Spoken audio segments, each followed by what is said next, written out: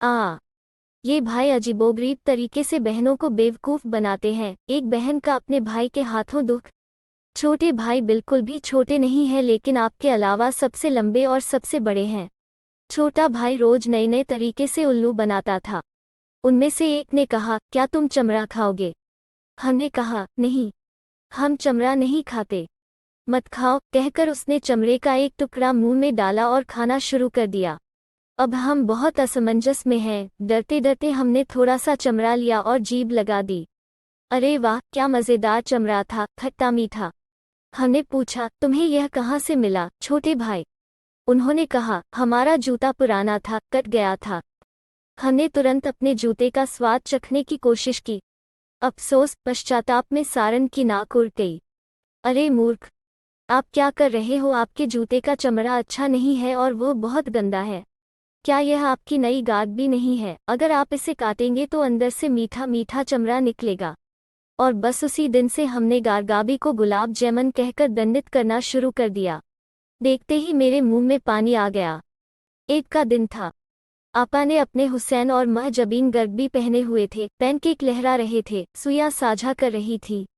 जैसे ही आपा ज़ुहर की नमाज पढ़ने के लिए खड़ी हुई, नेह मियाँ ने हमें इशारा किया, अभी मौका है, तुम अपना इरादा नहीं तोड़ पाओगे। हमने पूछा, लेकिन कहाँ से काटें? अपने बक्से से तारे को काटने के लिए कैंची निकालो। जैसे ही हमने गादबी की नरम भूरी त्वचा को काटकर अपने मुंह में रखा, अचानक हम पर चप्पलों की मार पड़ी। पहले तो आपा ने हमें अच्छी तरह देखा, फिर पूछा, यह क्या कर रहा है? खा रहा हूँ, हमने बहुत उदास चेहरे से कहा। कहने का तात्पर्य यह था कि पूरे घर ने हमारे पीछे हाथ धो दिया। हमें परेशानी हो ही रही थी कि आबा मियाँ आए। मजिस्ट्रेट ने तुरंत आरोपी और पीड़ित गारगाबी की रोटी पेटी अप्पा के साथ मामला पेश किया। अबा मियाँ हैरान रह गए। इस बीच छोटे भाई हंस रहे थे। वालिद मियाँ ने बड़े दुखी स्वर में कहा, सच बताओ, जूता खा रहा था क्या? हाँ, हमने इकबाल चिल्लाया। क्यों? सुंदर है, जूते प्यारे हैं। हाँ, हमने फिर कहा। ये क्या बेच रही है बेगम? उसने चिंतित होकर अम्मा की ओर देखा। अम्मा मुंह बंद करके कहने लगी, हाय भगवान, एक तो लड़की, दूसरे जूते खाने की इच्छा, फिर कौन मानेगा?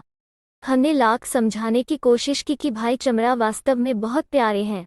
छोटे भाई ने एक दिन हमें खाना खिलाया था, पर किसने सुनी? यह झूठ है। छोटे भाई ने मुंह फेर लिया। बहुत दिनों तक यह रहस्य किसी की समझ में नहीं आया। हम स्वयं असमंजस में थे कि छोटे भाई के जूते का चमड़ा इतना स्वादिष्ट कैसे था। और फिर एक दिन आंटी भी दूसरे शहर से आईं। पैकेट खोलकर पत्तों में लिपटा चमड़ा निकाला और सबको बांट दिया। सबने खुशी से खाना खाया। कभी हम उन्हें देखते हैं तो कभी चमड़े का कोई टुकड़ा। तब हमें एहसास हुआ कि जिसे हम चमड़ा समझ रहे थे, वो आम का गूदा था। किसी तानाशाह ने आम का गूदा सीखकर और लाल चमड़े के रूप में यह अनोखी मिठाई बनाकर हमें जूते खिलाए हैं।